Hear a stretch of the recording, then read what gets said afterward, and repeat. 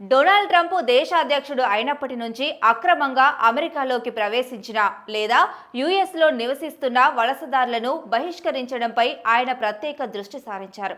ఆయన వలసదారుల విషయంలో చాలా కఠినంగా వ్యవహరిస్తున్నారు. ఇప్పటికే చెల్లుబాటులో ఉన్న 5.5 కోట్ల మంది విదేశీయుల వీసాలను సమీక్షిస్తున్నట్లు అమెరికా విదేశాంగ శాఖ గురువారం సంచలన ప్రకటన చేసింది. యుఎస్ వీసా హోల్డర్లందరూ అమెరికాలో ప్రవేశించడానికి, ఉండడానికి అర్హులో కాదో నిర్ధారించడానికి తనిఖీ చేస్తున్నట్లు యుఎస్ స్టేట్ డిపార్ట్మెంట్ తెలిపింది. ఈ సమీక్షలో ఎవరైనా వీసా నిబంధనలు ఉల్లంఘించినట్లు తేలితే తక్షణమే వారి వీసాను రద్దు చేయడమే కాకుండా వారు అమెరికాలో ఉంటే దేశం నుంచి బహిష్కరించే ప్రక్రియను ప్రారంభిస్తామని స్పష్టం చేస్తుంది. అయితే నిరంతర పరిశీలన పేరుతో చేపట్టిన ఈ భారీ ప్రక్రియలో వీసాదారులందరి రికార్డులను నిశితంగా తనిఖీ చేయనున్నారు. వీసా జారీ చేసిన తర్వాత వారి ప్రవర్తనలో ఏమైనా అనూహ్య మార్పులు వచ్చాయా, వారు నిబంధనలకు విరుద్ధంగా ప్రవర్తిస్తున్నారా అనే అంశాలను అధికారులు పరిశీలిస్తారు.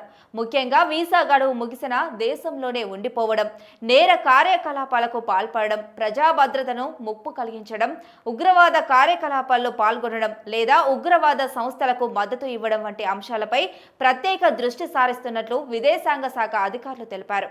ఈ పరిశీలన కోసం వీసాదారుల సోషల్ మీడియా ఖాతాలు, వారి స్వదేశంలోని చట్ట సంస్థల వద్ద ఉన్న రికార్డులు, అమెరికాలో వారి ప్రవర్తనకు సంబంధించిన అన్ని వివరాలను పరిగణలోకి తీసుకున్నారు.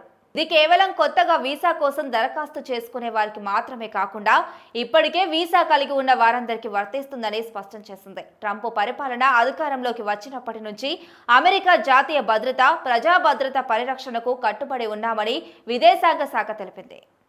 గత ఏడాదితో పోలిస్తే ఈ ఏడాది ఇప్పటికే 2 రేట్ల కంటే ఎక్కువ వీసాలను, ముఖ్యంగా విద్యార్థి వీసాలను దాదాపు 4 రెట్లు అధికంగా రద్దు చేశామని పేర్కొంది. ట్రంప్ తిరిగి అధ్యక్ష పదవి చేపట్టినప్పటి నుంచి ఇప్పటి వరకు 6,000కి పైగా విద్యార్థి వీసాలను రద్దు చేసినట్లు అధికారులు వెల్లడించారు. వీరిలో చాలా మంది మద్యం సేవించి వాహనాలు నడపడం, దాడులకు పాల్పడడం, ఉగ్రవాద సంస్థలకు మద్దతు ఇవ్వడం వంటి కారణాలతో వీసాలు కోల్పోయారని తెలిపారు. ఈ 6,000 కేసుల్లో దాదాపు 200 నుంచి 300 వరకు ఉగ్రవాద సంబంధిత కారణాలతో రద్దు చేసినట్లు వివరించారు. ఈ విస్తృత స్థాయి సమీక్ష అమెరికా వలస విధానంలో మరో కీలక మార్పుగా నిపుణులు భావిస్తున్నారు.